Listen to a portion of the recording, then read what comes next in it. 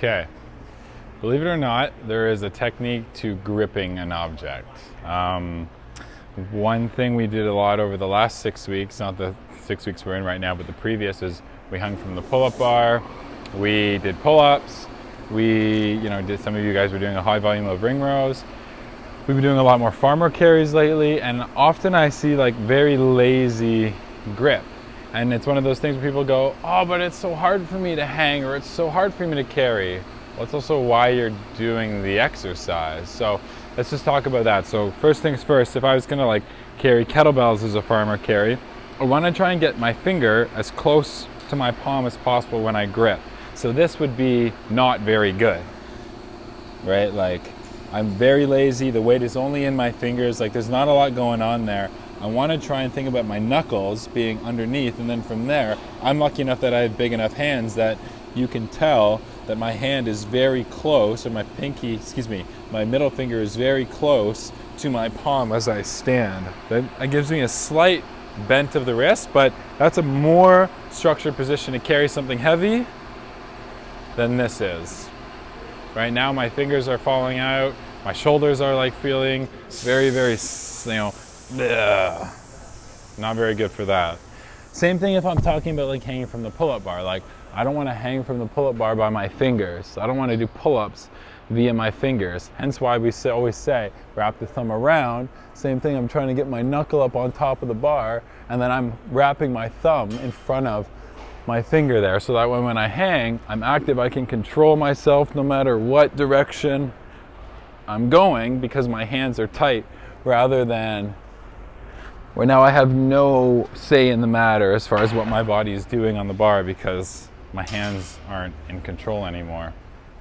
What if you have little hands? If you have little hands, I mean, like, I understand that your hands are not as big, but the same rules still apply. Like, you're still trying to get the bar, whatever you're holding, across your hand, right?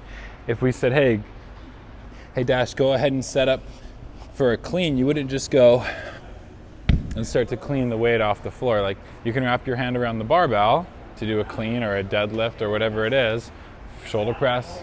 You're still wrapping your hand around a bar the same way. Yes, these handles are a little bit more aggressive for people with, like, obviously smaller hands.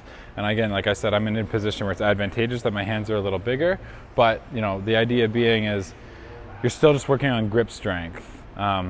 So obviously the dumbbell handles do get smaller as the weights get smaller too. So I just want to talk about that same thing kind of carries over when we're talking about a farmer carry. A farmer carry is mostly a grip strength exercise. It's time under tension, carrying a heavy load at distance. So you could just simply like stand there with them, but that kind of gets boring, and at least, the moving creates more of a midline challenge, if you will. So, yeah, let's just talk about that for a sec. So if I came over here and I was gonna set up to do a heavy farmer carry, so again, I would use chalk because I don't want to be all sweaty. And then from there, I'm still, again, wrapping my hands. I'm trying to get that under. If I just go ahead and grab these like this with my hand, like so, that's going to be a really hard, long, aggressive farmer carry. And it's not really a grip strength exercise anymore. It's not just a finger strength exercise. So I'm going to just go for a farmer carry. And I just want you guys to just keep in mind like how I'm gripping, how I'm standing. Because again, grip can be challenged in a farmer carry, but if your posture is not very good, then the exercise isn't going to be very good.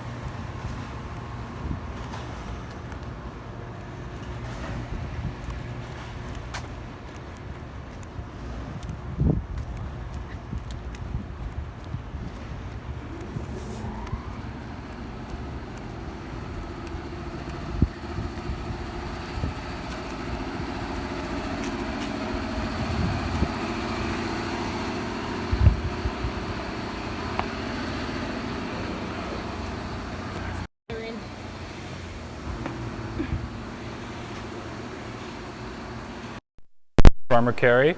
Yes, your grip is going to be tired. The last 20 meters are by far the hardest. You should still be able to set the dumbbells down, not just peace and have them drop on the floor.